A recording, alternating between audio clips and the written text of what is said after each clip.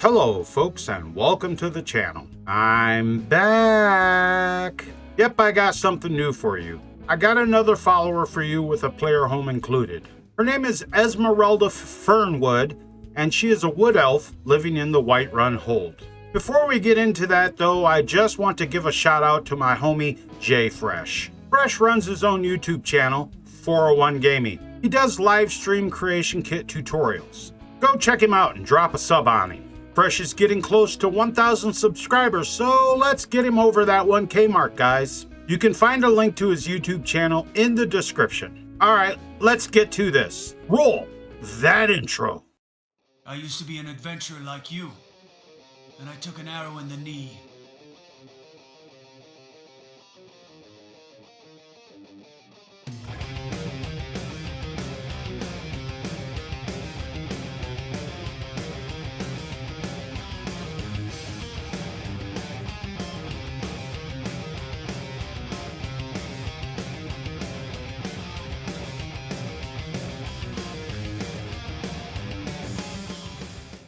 Okay, I bet you're wanting to know where you can find this new follower. Sure, we're getting to that. First, I need to tell you about the requirements for this mod. You absolutely will need CBBE or a CBBE compatible skin texture, the unofficial Skyrim Special Edition patch, and the Fish and Saints and Sinners CC content that was provided in the Skyrim 1.6 update. These are hard requirements. I recently had someone make a comment that they were unable to download one of my mods because there was missing content on their machine. Now, I didn't mention that in the video for that mod. My bad, I actually forgot to. But I did put the requirements on the mod page. So, rule number 1 of modding your Skyrim: always read the mod page carefully. And I don't make patches for my mods to make them compatible with some obscure mod, insert name here, nor will I be making mods that don't require the unofficial Skyrim Special Edition patch. Okay, so where to find her? Take a stroll on down the road from Whiterun past the Western Watchtower. Make sure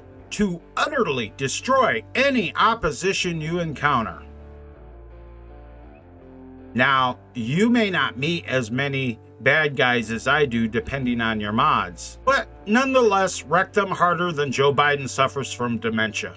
Continue on down the road, and just before you reach Bloated Man's Grotto, you will find a wonderful player home I put out here. Just keep your eyes open for hungry predators because there are sure to be some around. Before we go into the house and take a look around there, let's take a look at what is outside of the house. There's a smelter out here with a safe storage barrel to the left of the stairs. To the right of the stairs, there's a wood chopping block, and if you look at the wood pile, you'll find a named safe storage for firewood. Up on the porch is one of my special junk barrels. Just throw your junk in this barrel and forget about it. In 24 hours, it will be gone. There's a nice little custom forge out here, and next to it is a custom armor workbench. Look at the ingots on the shelf below the table, and there is a refreshing blacksmith supplies container. On the top of the bench, there is a safe storage container for supplies like extra ingots. And of course, there's a tanning rack and a sharpening wheel out here. Once you go inside the house, immediately look to your right, and you will find working miniature versions of a lot of the Doomstones. Obvious ones like the Warrior Stone aren't included, but there are a lot of other useful ones that are a bit harder to find. Next to it is a custom shrine to that immortal being, which grants you decreased time on your shouts for 3 whole days. It also cures any of those nasty diseases you manage to pick up. The table is set with goodies for you to eat, and if you go on over to the food shelf, you will find a refreshing food supplies container. If you actually use survival mode, which I do, the ability to stock up on your food supplies is a very handy thing. And there is a safe storage container below to store all of your culinary creations. There's a working bookshelf in here to store your books. You can store up to 15 per shelf, so you got lots of room for your books. Now, you might be wondering why the inside and outside of the house looks so much different than the vanilla. Since I play on PC, I can use my Mighty Fresh Skyrim mod, which is available on Shaken Mods. Look in the description for that. Sorry, Xbox peeps. I would love to share Mighty Fresh Skyrim with you guys, but simply it's just too big for the Xbox. Unless you got one of them fancy external Xbox compatible 5 terabyte hard drives. Anyhow, back to the show. There's a nice little sitting area here, and next to the fireplace you will find some pre-dressed armor mannequins. This armor does not respawn, so if you take it you will have to replace it if you want the armor mannequins to wear some kind of armor. Moving downstairs, the first thing you are going to see right at the bottom of the steps is a weapons rack on the wall. These are named storages for each type of weapon, so you can organize your loot. Under the stairs, there's a shelf with pottery, and each of those is a miscellaneous safe storage. On the alchemy table is another pot filled with alchemy supplies, which is also a refreshing container. Over next to the enchanter's table, there is a staff on the wall that acts as safe storage for all your staves. On the enchanter's table, I left some goodies for you too. There's a pair of enchanter's gloves, which increase your enchanting power to be fairly high. There's a refreshing supplies container of soul gems with some enchanter's elixirs, and a container of enchanter's essentials. These are a bunch of rings, some of them custom made, to give you what I think at least are the most valuable enchantments in the game. Oh yeah, there's a second pair of enchanter's gloves in here as well. Break them on the table and you will learn the fortify enchanting thingy. If you're a smart cookie and save while you're doing a stacking process, you can make an absurdly overpowered enchanted ring or necklace. Do you guys like the idea of a stacking fortify enchanting to make something really powerful? Do you want to see a video of me doing just exactly that? Leave a comment below the video and let me know. Through the door is the bedroom with 2 beds. Behind the door are some empty weapons racks to display your weapons. On the nightstand next to each of the beds is a copy of the Lusty Argonian made for your reading enjoyment. No, Kleenex is not provided.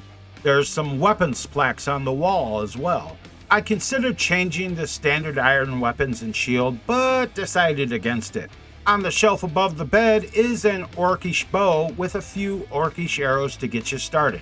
Of course, when you sleep in the bed, which is a custom model I made myself, you will of course get the well-rested bonus provided you aren't a werewolf or something.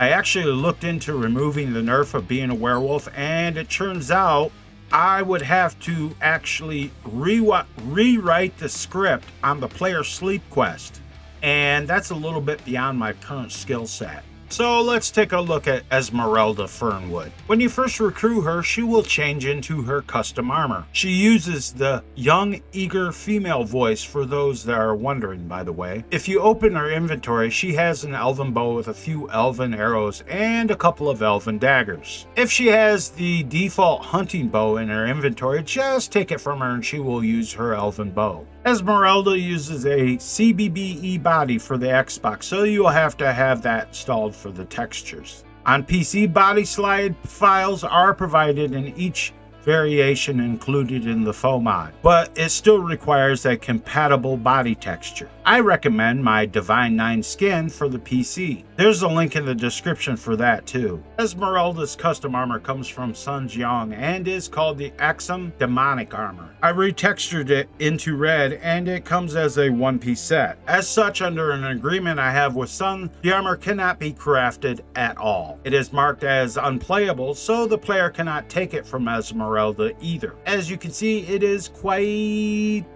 skimpy because, you know, anime rules state that less is more, so don't be screaming about my immersion. She will change into better armor if you craft one for her, but it has to have an armor rating higher than 40 or be enchanted. Her perks are centered around her combat style, which is the human missile class. She's a specialist in light armor, archery, and one-handed melee with the perks to dual weld. So if you give her 2 swords, she's actually going to use them. But she will always go with her bow first, as you will see right now. Usually I do my battle tests in good old Halter Stream Camp. But I decided to do this one here in Silent Moon's camp to showcase Esmerelda's archery skills. As you can see, she is highly accurate with her bow, and it hits like a truck because of her perks. She won't kill all of them, so you have the opportunity to wreck a few of them on your own. And you might have to save her from baddies that get too close. But she will definitely thin out the mobs if you let her. But not to worry, she is marked as essential, so she's not going to drop over dead on you. Okay guys, that's it for this video. Thanks for watching. If you guys want to support the channel, the easiest and free way is to smash that like button and leave a comment on the video, because the YouTube algorithm digs that sort of thing. And every time someone does, another YouTube employee starts to cry. If you want to support the channel directly, use the Ko-Fi link in the description. On Ko-Fi, you can do a one-time tip or join as a monthly channel member. Google really hates that because they can't double dip on the money, and Ko-Fi doesn't charge you for supporting the channel with over-the-top user fees, which can go to help fund things which you may not support. Otherwise, hit that join or thanks button below the video. Again, thanks for watching, guys, and until next time, keep your sword sharp, don't be a milk drinker, and always watch the skies, traveler.